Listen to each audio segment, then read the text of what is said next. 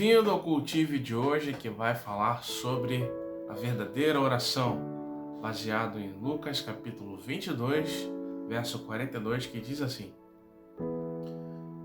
Pai, se queres, afasta de mim este cálice, todavia não seja feita a minha vontade, mas a sua.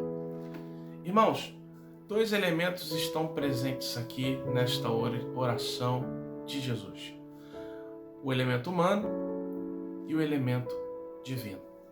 O elemento humano é a parte humana de Jesus, que tem uma vontade, que tem um desejo, que tem uma preocupação consigo mesmo, que muitas das vezes é relacionada à autopreservação, cuidar de si mesmo, aquilo que nós gostaríamos que acontecesse conosco, aquilo que nós não gostaríamos que acontecesse conosco.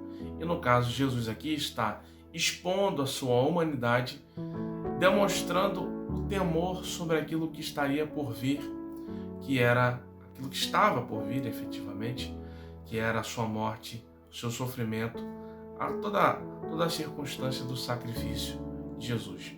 Ele sabia bem o que lhe aguardava e a sua parte humana temia, assim como a gente teme pela dor, pelo sofrimento, pela dor física, principalmente, e por toda a trajetória de sacrifício que ele teria que passar. Então a parte humana de Jesus está ali pedindo a Deus que, se possível, que algo mais desejável, humanamente falando, acontecesse.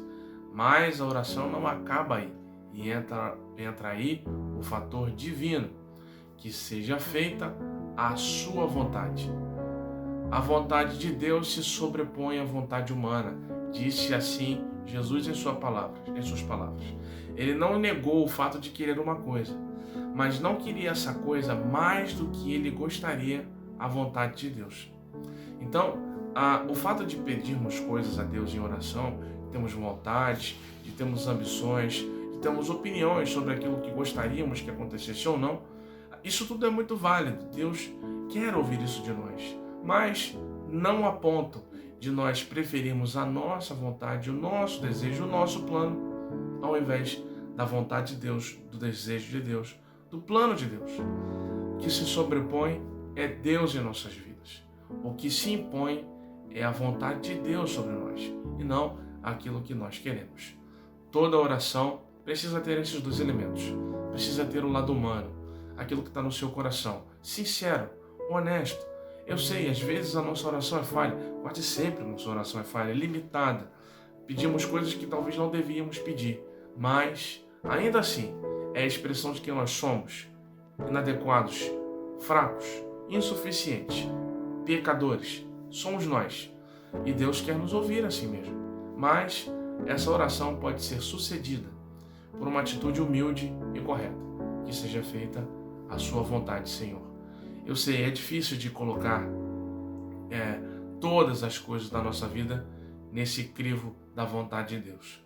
A gente pede para que Deus cure, para que Deus liberte, para que Deus salve, mas não pede que a pessoa morra se for a vontade de Deus, que a pessoa fique doente se for a vontade de Deus. É claro, ninguém pediria isso em sã consciência, mas e se for essa vontade de Deus?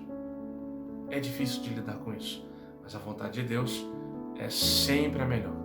Então, tenha na sua oração sempre essa complementação: Senhor, eu desejo isso, eu sinto isso, eu gostaria disso, mas que seja feita a sua vontade. Amado Deus, grandioso e eterno Pai, que seja feita a sua vontade em nossas vidas. Em nome de Jesus. Amém.